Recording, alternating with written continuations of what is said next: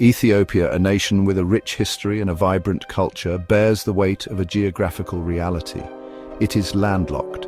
This lack of direct access to the sea has profound implications for Ethiopia's economic development and international trade.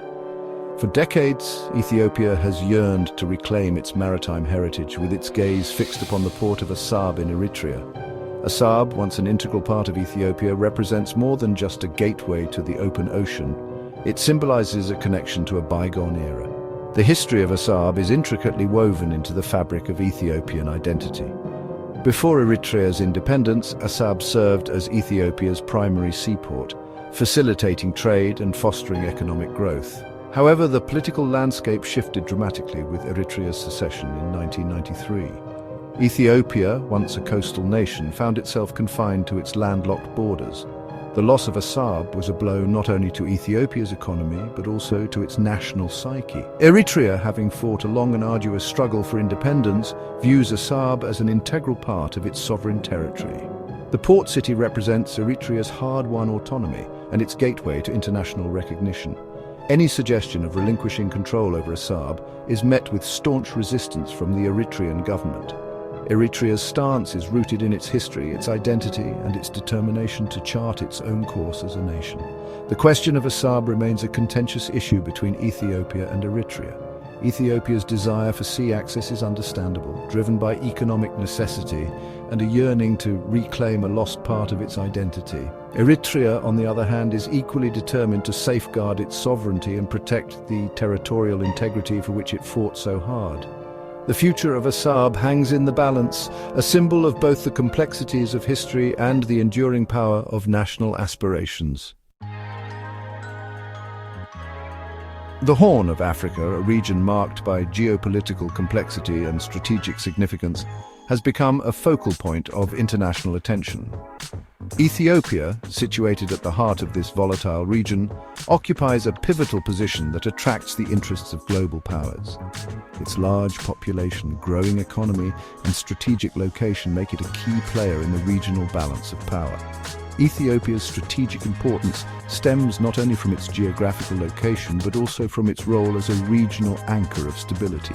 Surrounded by countries grappling with internal conflicts and political instability, Ethiopia stands as a relative bastion of order. Its government, though not without its critics, has maintained a degree of stability that eludes many of its neighbors. The United States, recognizing Ethiopia's strategic importance, has cultivated close ties with the Ethiopian government. U.S. interests in the Horn of Africa center around counter-terrorism efforts, regional stability, and countering the growing influence of China. Ethiopia, with its capable military and its strategic location, is seen as a valuable partner in advancing these objectives. However, the US-Ethiopia relationship has not been without its challenges. Concerns over human rights, political reforms, and the conflict in the Tigray region have strained the partnership at times. Despite these tensions, the underlying strategic importance of Ethiopia to US interests in the region remains a constant factor in shaping the relationship. As China's global influence continues to expand, its presence in Africa has become increasingly pronounced. The Horn of Africa, with its strategic location and its vast untapped resources, has emerged as a key target of China's Belt and Road Initiative. This ambitious infrastructure and investment program has raised concerns among some Western powers, particularly the United States, which views China's growing influence with suspicion. Ethiopia, as one of Africa's fastest-growing economies, has attracted significant Chinese investment in recent years. Chinese companies have been involved in the construction of roads, railways, and telecommunications infrastructure, contributing to Ethiopia's economic development. However, this growing economic engagement has also fueled concerns about China's strategic intentions and the potential for debt-trap diplomacy. The United States, wary of China's growing footprint in the Horn of Africa, sees Ethiopia as a potential bulwark against Chinese influence. By strengthening ties with Ethiopia and providing alternative sources of investment and support, the US hopes to counterbalance China's growing presence and maintain its own influence in the region. However, the US faces an uphill battle in competing with China's economic might. China's willingness to invest in infrastructure projects without imposing stringent conditions has made it an attractive partner for many African countries, including Ethiopia. The US will need to offer a compelling alternative if it hopes to effectively counter China's influence in the region.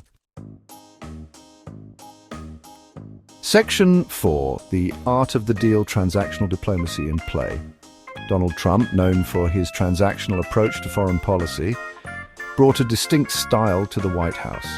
His America First agenda emphasized bilateral deals and reciprocal arrangements, often prioritizing immediate gains over long-term strategic considerations. This approach, while effective in certain contexts, also raised concerns about its potential to undermine alliances and erode US credibility on the global stage. In the context of Ethiopia's sea access ambitions, a hypothetical Trump administration would likely view the situation through a transactional lens.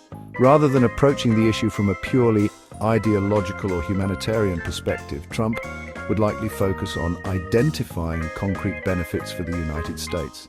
Any support for Ethiopia's ambitions would be contingent upon securing a tangible quid pro quo. Ethiopia, aware of Trump's penchant for deal-making, would need to come to the negotiating table with a compelling offer. Potential bargaining chips could include guaranteeing US military access to Ethiopian bases, providing preferential trade agreements, or aligning with US foreign policy objectives in the region. The success of any such deal would depend on Ethiopia's ability to offer something of genuine value to the US. However, pursuing a purely transactional approach carries inherent risks. Prioritizing short-term gains over long-term strategic considerations could alienate allies, embolden adversaries, and undermine US credibility.